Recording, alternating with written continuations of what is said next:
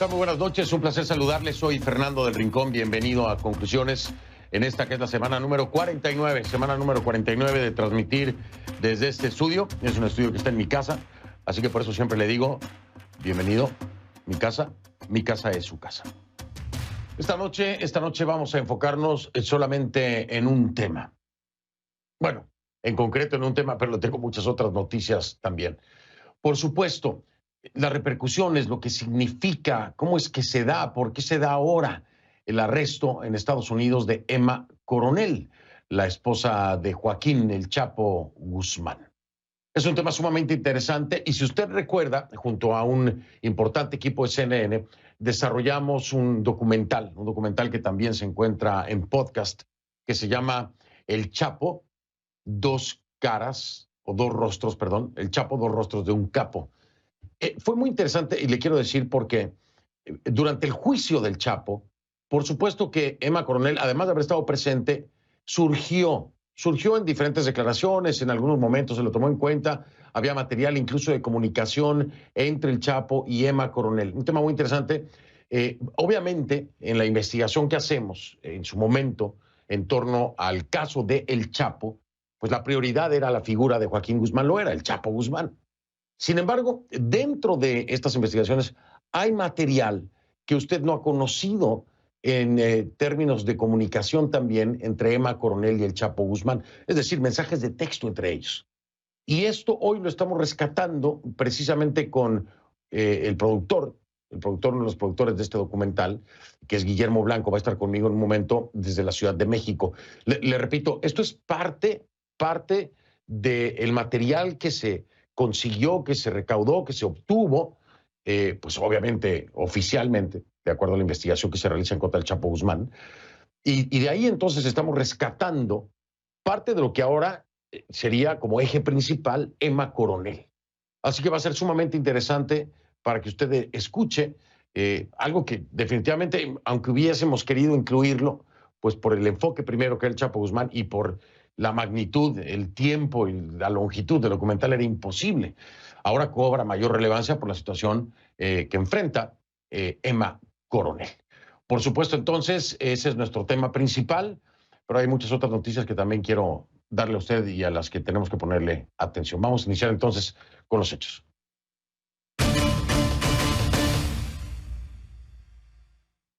Le pido que a partir de ese momento me acompañe utilizando la etiqueta numeral ConcluEma. El hashtag es ConcluEma. Recuerde que recibo todos sus comentarios y sus mensajes con esta etiqueta ConcluEma o hashtag ConcluEma a mi cuenta en Twitter, @soyfdelrincón, @soyfdelrincón. Emma Coronel va a seguir tras las rejas. Sí, así lo decidió la jueza del Distrito de Columbia, Robin Merriweather, quien ordenó que la esposa del narcotraficante mexicano Joaquín El Chapo Guzmán permanezca en prisión a la espera de juicio tras su arresto este lunes en el Aeropuerto Internacional de Dulles, en Virginia, por cargos de narcotráfico.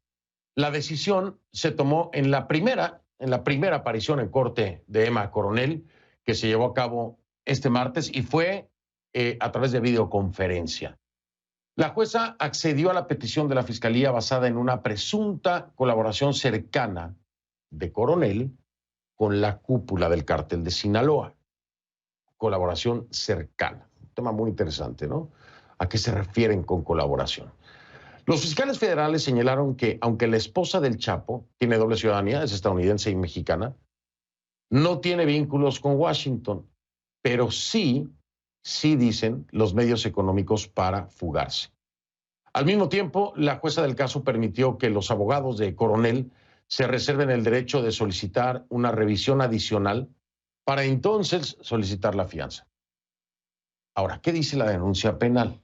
Según la denuncia penal, el FBI cree que Emma Coronel sirvió, escuche, de mensajera. ¿Entre quién? Entre el Chapo y sus lugartenientes asociados y sus 4 hijos antes y mientras el narcotraficante estuvo preso en México. En el documento también se lee que hay motivos razonables para pensar que al menos desde o alrededor de 2014 y hasta alrededor del 19 de enero de 2017, Coronel conspiró de manera consciente, intencional y deliberada con Guzmán y otros para distribuir drogas internacionalmente. Concretamente, Coronel enfrenta cargos por conspirar para distribuir ilegalmente a Estados Unidos 1 kilogramo o más de heroína, 5 kilogramos de cocaína, 1,000 kilogramos o más de marihuana y 500 gramos o más de metanfetaminas, esto según el comunicado del Departamento de Justicia. Ahora, ¿qué pasaría si la condenaran por todos los cargos? Bueno, Emma Coronel podría enfrentar entre 10 años de prisión y cadena perpetua y una multa de hasta 10 millones de dólares.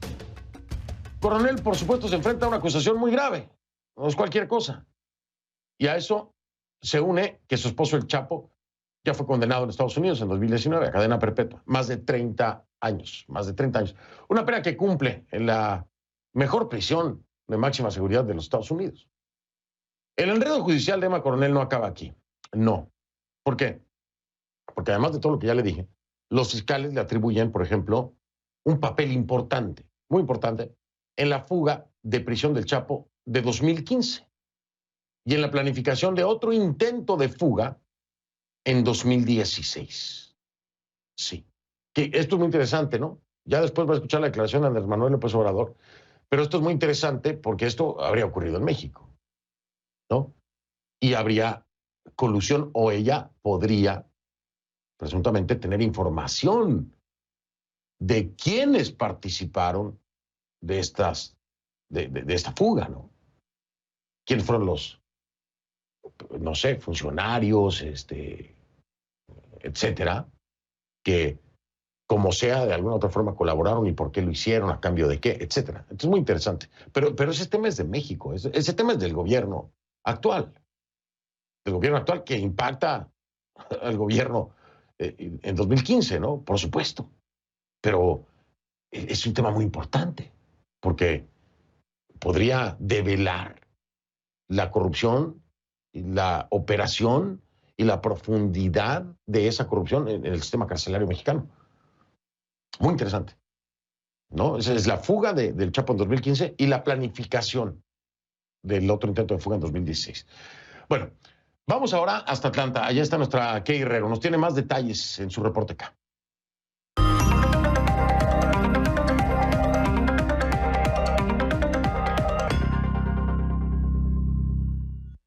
Kay, como siempre, un gusto saludarte y, bueno, como siempre, como ya es costumbre, más detalles o a más detalle la investigación del FBI sobre Emma Coronel. Yo sé que tú lo tienes y te escuchamos con mucha atención. Fernando, mira, uno lee este informe del FBI y parece que la saga de Joaquín El Chapo Guzmán nunca va a acabar y que, bueno, hay un nuevo capítulo y ese capítulo se concentra en su esposa, nada más y nada menos que Emma Coronel. Fíjate en algo, de acuerdo con la acusación formal que presentó el Departamento de Justicia de Estados Unidos en contra de Coronel, como tú decías, sí, se le acusa de conspirar para importar, distribuir drogas a Estados Unidos, es el resultado de una investigación aparentemente de muchos años, pero lo que llama la atención es que está enfocada a detalle en el apoyo logístico que ella le habría dado al Chapo Guzmán para llevar a cabo operaciones de narcotráfico. El documento, Fernando, cita varios ejemplos de esa presunta colaboración. Uno de esos ejemplos dice que en febrero del 2014, cuando el Chapo estaba preso en México, Coronel pasó mensajes de el Chapo Guzmán a otros narcotraficantes y que en uno de esos mensajes que al parecer tiene el FBI, se negocia con un narcotraficante apodado Cleto para incrementar la producción de una sustancia que el documento dice puede ser heroína. El FBI dice en esa acusación que Cleto es un narcotraficante que opera en la zona de Durango y en ese mensaje el Chapo decía, y lo voy a citar, sobre Cleto, incrementar la producción para que rinda, dile hola a Cleto, dile que me eche una mano para que la primera venta sea mi parte. Fernando, estos mensajes originalmente estaban en español, por supuesto, fueron traducidos por el FBI, nos estamos basando en esa traducción autorizada, pero quiero decirte algo, de acuerdo con Eric Maguire, que es el agente del FBI que formula la acusación y que también sirvió de investigador, él dice que de esa venta de producción de heroína de alias Cleto se le habría entregado a Emma Coronel las ganancias por la venta de 5 kilos de ese producto, no especifican cuál sería la cantidad. Pero Fernando, otro ejemplo de posible colaboración que cita el documento tiene que ver con lo que tú vienes mencionando, el escape del Chapo Guzmán de la cárcel El Altiplano en el 2015. El documento judicial dice que sería Coronel quien habría participado en las reuniones sobre la construcción de ese túnel subterráneo que fue utilizado por el Chapo Guzmán para escapar. Y dice el FBI también que habría sido ella quien compra la propiedad cercana que estaba al lado de la cárcel del Altiplano, desde donde comenzaron las excavaciones del túnel, que bueno, es una información que en su momento también mencionó el gobierno mexicano. Pero mira, Fernando, todos estos datos están apoyados en el testimonio de un testigo no identificado y todavía tienen que ser probados. Y como tú lo decías anteriormente, de ser hallada culpable, ella podría enfrentar entre 10 años de cárcel y una pena máxima de cadena perpetua, también una multa de 10 millones de dólares o ambas cosas.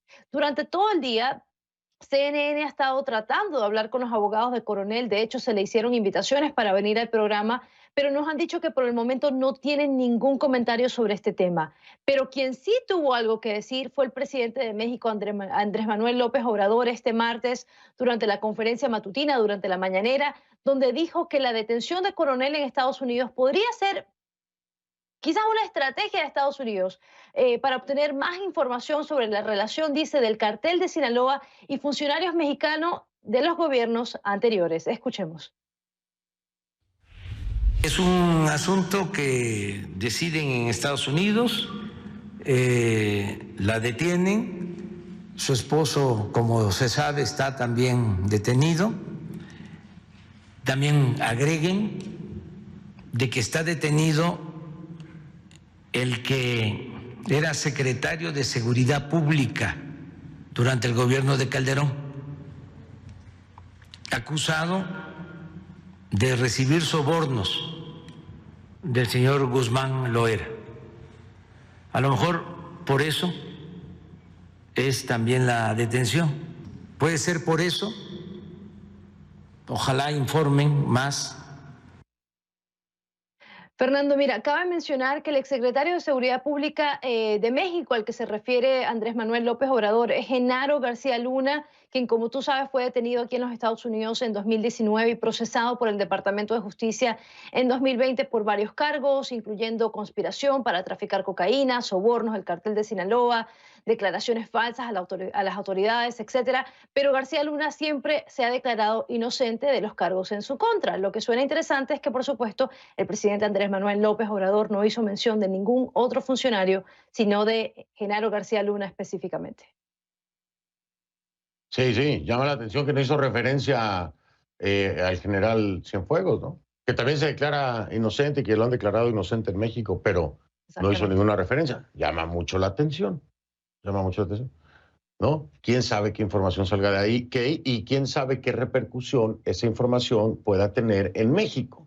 Si es que la tiene, ¿no? Porque de aquí pueden salir muchas otras cosas que no sabemos. Efectivamente, de funcionarios de gobiernos anteriores, sí, pero no sé, puede haber líneas de investigación que se reabran, porque recordemos, una cosa es que en México, Cienfuegos, el general Cienfuegos haya sido declarado inocente, pero aquí en Estados Unidos le querían meter las pinzas, le querían echar los ganchos, o sea, tenían suficientes elementos para hacer lo que hicieron, detenerlo. Después decidieron mandarlo a México, pero si acá hay alguna vinculación, pues quién sabe qué pueda pasar, ¿no? Esto es un escenario hipotético de todo lo que puede pasar. Se declara, si el general Cienfuegos dice que es inocente, en México lo han declarado inocente, lo dejamos claro. Como tú lo decías, García Luna también ha dicho, no, yo soy inocente, todos son inocentes. Vamos a ver qué pasa. Muy interesante esto. Kay, muchas gracias. Muy interesante. Gracias, Fernando. Buenas noches. Buenas noches, es Kay Guerrero desde Atlanta. La encuentra en Twitter como @KGuerreroCNN, @KGuerreroCNN. Así la encuentra en Twitter. Voy a hacer una pausa, regreso. Vamos a seguir hablando más del caso de Emma Coronel, la esposa de El Chapo Guzmán. Voy a estar hablando con mi querido Guillermo Blanco, productor de CNN, con quien trabajé en el docufilm El Chapo, Dos rostros de un capo. Está el podcast, por cierto, si usted no lo ha escuchado, está, le digo, completísimo, muy interesante, sobre la vida y el juicio de Joaquín Guzmán Loera, alias El Chapo. Pero ahora, con Memo, pues hay muchas cosas que salieron de Emma Coronel que no se utilizaron. Memo las sabe, las tiene y nos las va a compartir. Regreso un momentito con él. Y también vamos más adelante a analizar un poco esto de las mujeres del narco, ¿no? qué tan involucradas están, qué tanto saben del negocio, qué tanto participan del mismo y si pueden ser o no las sucesoras de estos grandes cambios. Vamos a hablar con un colega mexicano, es el periodista Salvador García Soto. Esto será más adelante. De Joaquín Guzmán Loera, alias El Chapo. Memo, qué gusto saludarte. Bienvenido, Memo. Igual, Fernando, un gusto saludarte y saludar, por supuesto, a la audiencia de Conclusiones desde la Ciudad de México. Claro que sí, desde la Ciudad de México está con nosotros Guillermo. A ver, bueno, yo le digo Memo de cariño, ya se imaginará, trabajamos mucho tiempo. Memo, aquí hay algo muy interesante, yo le explicaba a nuestra audiencia, mientras se estaba haciendo la investigación y se estaba reconstruyendo de alguna forma la vida de Joaquín Guzmán Loera, alias El Chapo Guzmán, aparecieron muchas cosas, obviamente la presencia de Emma Coronel, incluso en alguna parte del docufilm y del podcast, tiene una cierta relevancia, así lo trabajamos, pero no era el enfoque Emma Coronel. Sin embargo, dentro de todo esto que revisaste de miles y miles de documentos y mensajes de texto y testimonios, bien se podría haber hecho algo sobre Emma Coronel específicamente. Ahora cobra otra relevancia. ¿Qué nos compartes de esto, Memo? Porque hay comunicaciones, por ejemplo, que las tienes tú, pero no pudimos compartirlas con nuestra audiencia por ser el enfoque El Chapo, ¿no? Así es, y como tú lo dijiste, por cuestiones de tiempo no pudimos incluir tantos datos y tanta información que hay que dejarlo claro. Es evidencia que la Fiscalía de los Estados Unidos obtuvo a través de comunicaciones encriptadas entre los sistemas de comunicación del Chapo Guzmán, no solo con Emma Coronel, sino con muchos integrantes del cártel de Sinaloa, precisamente para obtener pruebas y construir este caso en contra del Chapo y evidentemente encontrarlo culpable de lo que finalmente sucedió cuando fue la sentencia y el veredicto. Y recuerdas justamente, Fernando, que hace 2 años estábamos justamente construyendo este documental cuando platicamos, recuerdo perfecto, en tu oficina en Miami, cuando todavía podíamos estar en la oficina, y empezamos a platicar de estas pruebas que estábamos obteniendo ya y que son documentos públicos por parte de la Fiscalía de Estados Unidos. Nos quedamos sorprendidos, ¿no? Hay que recordar que el gobierno lo que hizo fue obtener audios, fotografías, videos, también hay que decirlo, aunque menor cantidad, y muchas comunicaciones del Chapo Guzmán con Emma Coronel. Esas comunicaciones las hacía a través de estos aparatos móviles, los BlackBerry, porque el sistema de estos aparatos era mucho más complejo que alguna autoridad, el FBI o la DEA, por ejemplo, o el gobierno de México, pudieran tener acceso a esos aparatos y evidentemente localizar al Chapo Guzmán.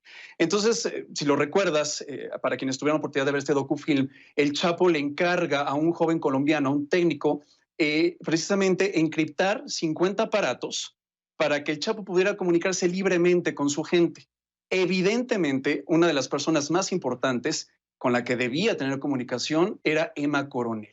Y entonces cuando nosotros fuimos a través de estos documentos, viendo las transcripciones tanto en inglés como en español de esta información que fue obteniendo la DEA y el FBI, las comunicaciones eran verdaderamente, y lo digo por supuesto con el cuidado de la palabra, sorprendentes desde el punto de vista periodístico. ¿Por qué? Porque es información, Fernando, audiencia, información tan íntima, tan personal, que casi es imposible nosotros como mortales tener acceso a estos datos, ¿no? Entonces nos pudimos dar cuenta, y tú lo recuerdas y se mencionó en el docufilm, que nos enteramos por esos mensajes encriptados entre Emma Coronel y el Chapo Guzmán, que el Chapo se teñía el bigote. Eso ocurre en febrero de 2012, cuando el Chapo casi lo agarran en una casa que tenía, de las tantas casas que tenía en México, en una casa que tenía una mansión en Los Cabos, en el estado de Baja California. Bueno, pues ahí técnicamente le echan el pitazo, el aviso al Chapo Guzmán. Él se escapa literalmente por la puerta de atrás, mientras los agentes de seguridad entraban por la puerta principal, él se logra escapar. Horas después, evidentemente él se sale y no se va sin nada, ¿no? Y por esos mensajes pudimos saber que horas después el Chapo se comunica con Emma Coronel para decirle que estaba bien, que estaba un poco rasguñado, y le pedía a Emma Coronel que por favor le comprara ropa interior, pantalones, tenis, una maletita, y tal cual decía en el mensaje, una maletita con perfume y tinte negro para el bigote. Ahí nos enteramos pues de esta peculiaridad del Chapo Guzmán. En otros casos, y en varios de esos mensajes, también se hablaba mucho de las hijas del Chapo Guzmán que tuvo con Emma Coronel, estas gemelas que nacieron en el estado de California, en los Estados Unidos, que ahora tienen 9 años, este año cumplen 10 años las gemelas, y que es un tema interesante con la detención precisamente de su madre. Y de cómo, bueno, evidentemente esa comunicación, Chapo le contesta, le pregunta constantemente cómo están precisamente estas niñas, y ahí nos enteramos también a través de esos mensajes que al Chapo le gustaban mucho las enchiladas, y que fue precisamente Emma Coronel, una cocinera de enchiladas, y que era el platillo favorito del Chapo Guzmán, y así muchísimos datos, Fernando. Sí, definitivamente es muy interesante el tener acceso, se va reconstruyendo. Lo que en realidad, Memo, queda claro, ¿no? Creo que a través de todos los mensajes y de fotografías, videos, sí había una relación real, había una relación cercana, aún y cuando el Chapo estaba huyendo la mayor parte del tiempo con Emma Coronel, a través de los dispositivos o de diferentes formas de comunicación, pero la relación existía y era una relación importante para el Chapo. Por supuesto que existía. En el tema personal era un personaje fundamental en la vida del Chapo Guzmán. Ahora las autoridades de los Estados Unidos, la Fiscalía, el Departamento de Justicia se encargará de comprobar si había una relación de trabajo, pero hay que decirlo que el Chapo Guzmán era muy inteligente en la manera de comunicarse a través de estos mensajes encriptados. En varios de estos mensajes a los cuales tuvimos acceso y pudimos ver en estos documentos, sí se habla de cargamentos de droga, de envíos a través de aviones en la frontera entre México y Estados Unidos. En un mensaje específicamente, el encargado era el padre de Emma Coronel, Inés Coronel. Si recuerdas, en ese mensaje le dice el Chapo Guzmán a Emma, Sí, claro. pásame a tu papá. Ella le dice sí, se entiende que le presta el teléfono a Inés Coronel, suegro en ese momento del Chapo Guzmán, y le dice claramente el Chapo a Inés que no utilice los radios de radiofrecuencia porque son fáciles de detectar por parte de las autoridades.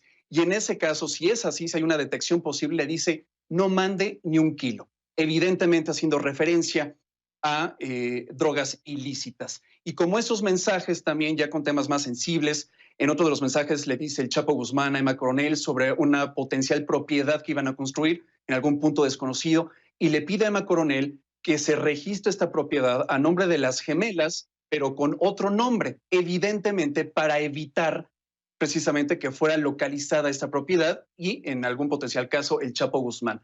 En muchos casos también Emma Coronel le dice al Chapo Guzmán sobre regalos. Por ejemplo, hay un mensaje que nos llamó particularmente la atención y que no pudimos incluirlo, donde le habla de lujosos y costosos regalos.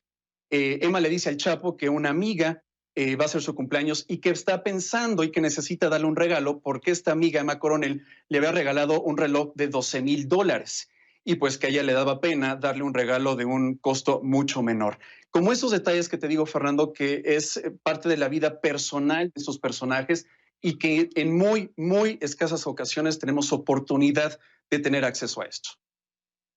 Sí, sí, es increíble. Y yo me imagino, mi querido Memo, que ya estás encima de todos esos documentos, mensajes, etcétera, y seguramente dentro de poquito me va a estar hablando por teléfono porque te conozco para que empecemos a trabajar en esto, ¿eh? Que creo que vale la pena, mi querido Memo. Será muy interesante ver las pruebas que van a presentar, seguramente comunicaciones de Emma Coronel, no con el Chapo Guzmán, sino tal vez con los Chapitos y con integrantes del cártel de Sinaloa, que sigue muy activo en territorio mexicano, desafortunadamente. En efecto, y lo que decías, me acuerdo perfectamente de ese mensaje con el suegro en ese momento, ¿no? Del Chapo Guzmán, ese sí lo incluimos, me acuerdo perfecto, porque esa también es otra línea de investigación, ¿no? De si estaba involucrado el suegro y si Emma era puente también. Es muy complejo, pero hay muchas aristas y evidencias. Guillermo Blanco, fue un placer haber trabajado en ese documental y estoy listo para el que viene. Mi querido Memo, te mando un fuerte abrazo. Gracias por haberme acompañado. Un abrazo, Fernando. Un gusto saludarte desde la Ciudad de México. Igualmente, Guillermo Blanco, productor de CNN desde la Ciudad de México, por supuesto, productor de El Chapo, Dos rostros de un capo. Hago una pausa, regreso. ¿Qué pasa con las mujeres del narco? Están ahí, o sea, a ver, vamos a entenderlo. ¿Son las mujeres de compañía o son parte del negocio? Participan activamente, planean, hacen estrategia. O como decía Emma Coronel, que ella no. ¿Será posible además esto? Vamos a hablar con un colega mexicano, es el periodista Salvador García Soto. Esto va a ser al regresar. Le doy ahora la bienvenida a Salvador García Soto, es colega mexicano, periodista, autor de la columna Serpientes y Escaleras. en el diario El Universal. Además es titular de Noticiarios a la Una en el Heraldo Radio y Noticias de la Noche en Heraldo Televisión. ¿Cómo estás, paisano? Bienvenido. Gracias, colega. Qué gusto, querido Fernando. Muy buenas noches. Igual, qué gusto saludarte, Salvador. De verdad, muchas gracias por acompañarme. Oye, estaba leyendo tu columna, me parece espectacular la forma en que pues narras brevemente, porque vaya, se puede hacer un libro de esto, narras brevemente la vida de Emma Coronel. Pero la pregunta que planteas es maravillosa, ¿no? ¿Cuántas otras hay así, Salvador? Y es una pregunta sumamente importante, pero primero entender si Emma Coronel, como lo ha querido hacer ver en otras ocasiones, pues sabía que el Chapo tenía problemas y estaba metido en cosas sucias, pero ella no participaba del negocio. Salvador, de acuerdo a toda la información que has visto, ¿qué me dices de esto? Pues mira, yo creo que tan participaba que ahora tiene una acusación formal del gobierno de los Estados Unidos. Creo que lo que sorprende es que acá en México nunca se le haya involucrado o investigado, Fernando, a una personaje tan visible en la vida de Joaquín Guzmán Loera. Es cierto que las esposas y las familias de los narcos no siempre están involucradas, pero hay casos donde se ha demostrado que son parte activa de una organización y según los testimonios que ahora dice tener el Departamento de Justicia, Emma Coronel no solo sabía de los negocios ilícitos de su marido, no solo disfrutaba del dinero que producían esos negocios, como de hecho lo alardeaba y lo mostraba públicamente en sus redes sociales, sino también era parte de las operaciones y recibía instrucciones directas de Joaquín Guzmán Loera. Incluso dicen que lo ayudó a escapar de la prisión aquel 11 de julio del año 2015 cuando escapó del penal del Altiplano. Es decir, yo creo que lo que hacen las autoridades estadounidenses es parte de una investigación que deben tener documentada. Esperemos que no sea otro caso como el del general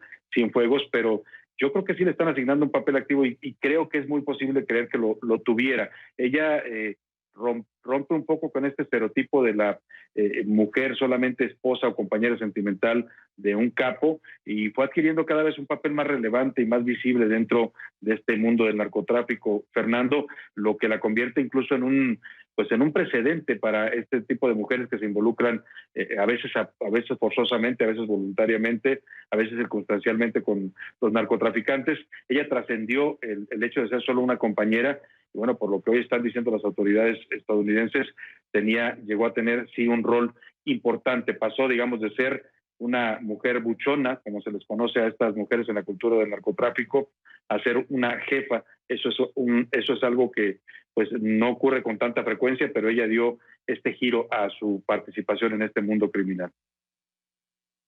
Y además es muy interesante entender también que hay testimonio, ¿no? En el juicio del Chapo, Damaso López, alias el licenciado, la ubica precisamente en la participación ¿sí? Para al menos la fuga, ¿no? La fuga del Chapo. Es decir, esto no es ni la presunción de Salvador García ni la de Fernando del Rincón. No. O sea, hay documentación que la vincula de alguna forma. Ahora, tú tocaste algo muy importante, Salvador.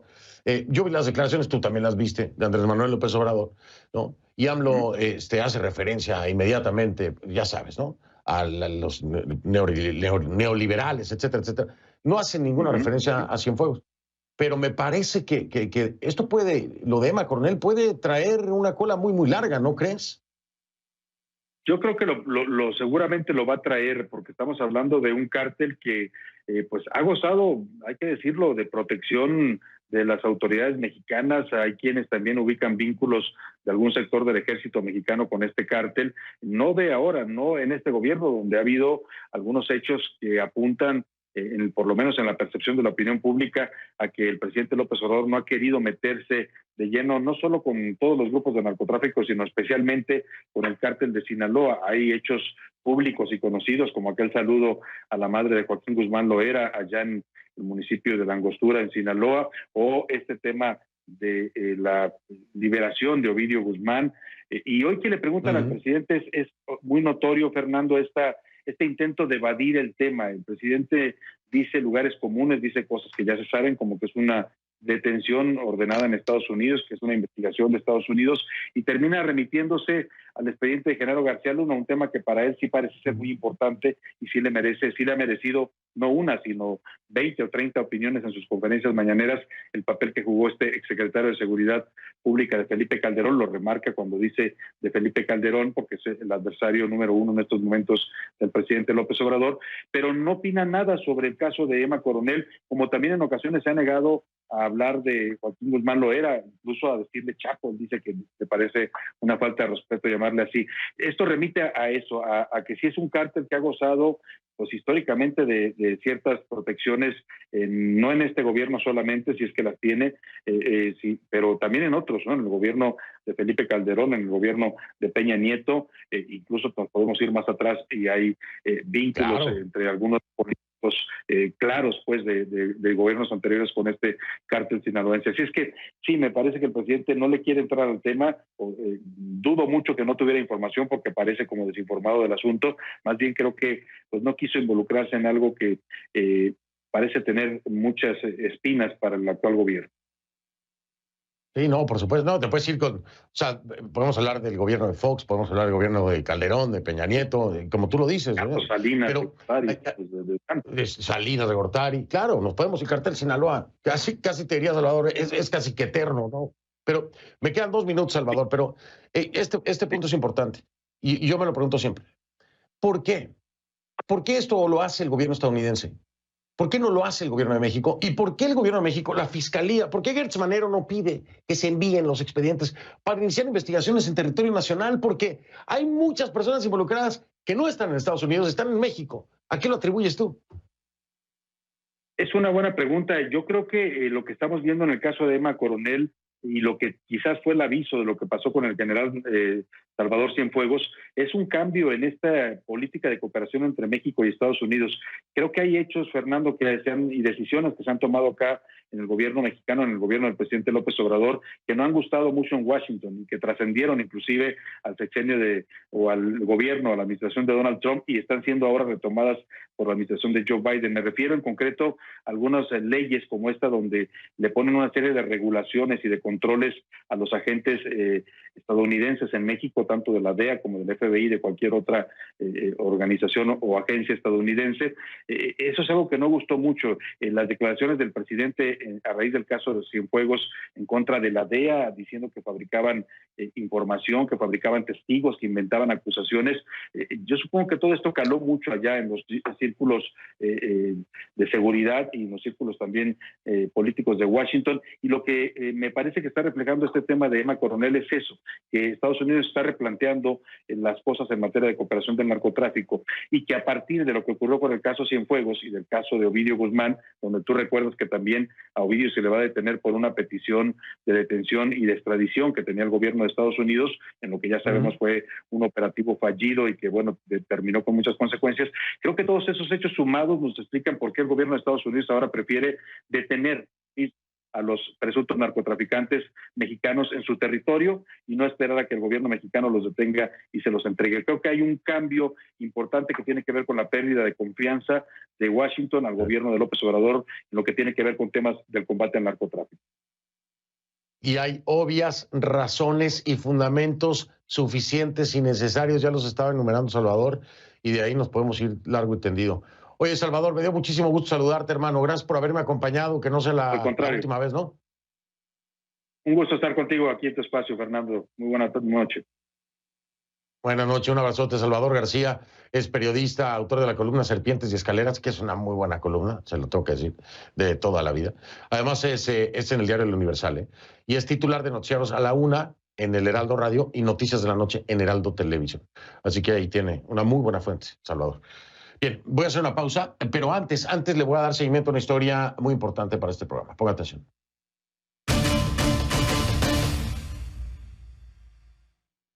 El Instituto Nacional de Migración de México va a cubrir, es lo menos que podían hacer, digo yo, ¿no? Va a cubrir los gastos de repatriación a Guatemala de las víctimas de la masacre de Santa Anita en el estado mexicano de Tamaulipas. 16 de las 19 personas, cuerpos calcinados, el 22 de enero, eran guatemaltecos.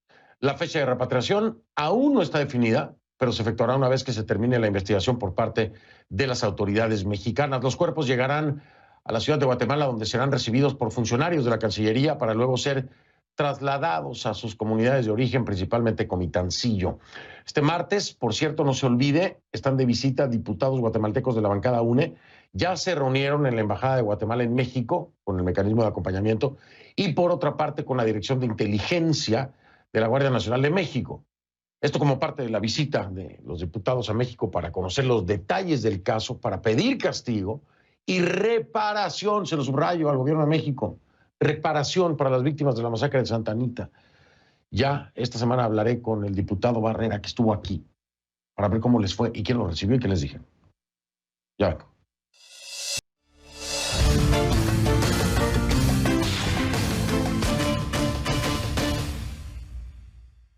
Juan Guaidó, el presidente de la Asamblea Nacional de Venezuela electa en 2015 y un grupo de más de 20 parlamentarios opositores del periodo 2015-2021 no podrán ejercer funciones públicas por 15 años. Bueno, al menos así lo determinó la Contraloría General de la República, que es organismo controlado por el régimen de Maduro, ¿no?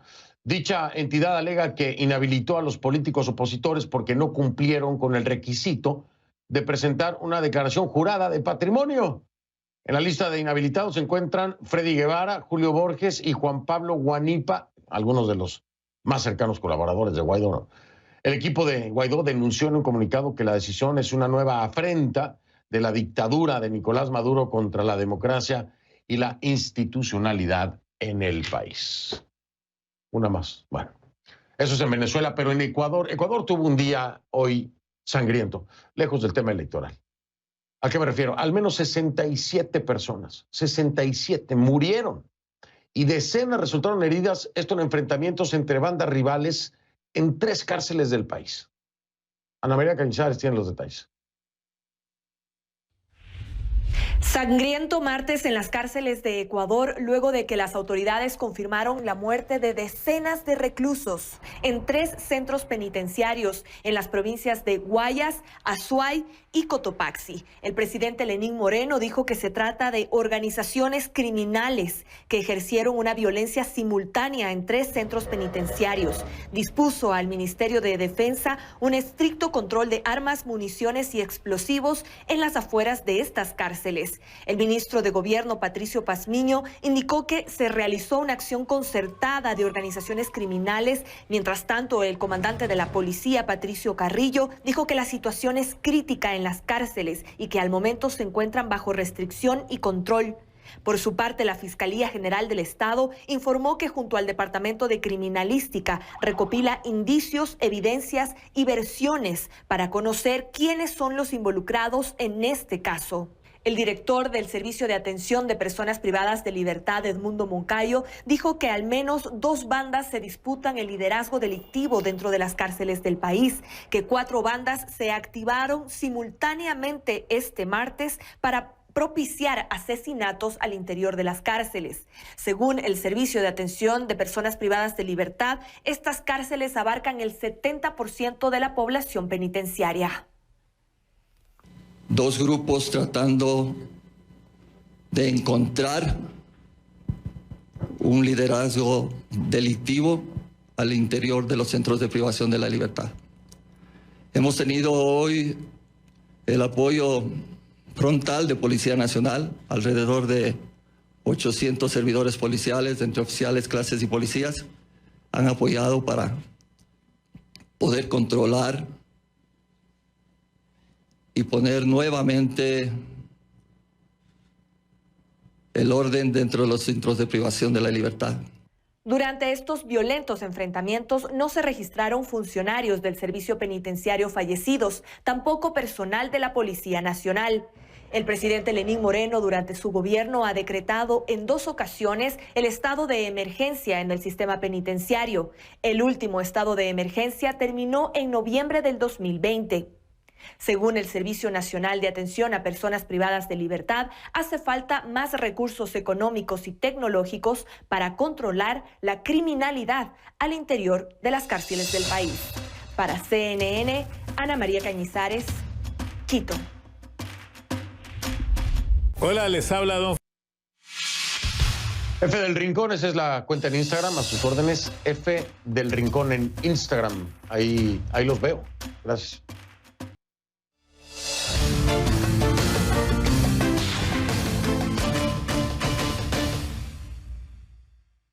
Soy Fernando del Rincón, solo para decirle, como siempre, si no lo vio en conclusiones, no lo vio. Gracias. Y si usted me lo permite, lo veo mañana. Lo veo mañana con más detalles de todo lo que ocurre en nuestra Latinoamérica. Y mire que hay una cantidad de cosas que hablar. ¿Para qué le cuento? Hasta mañana, gracias.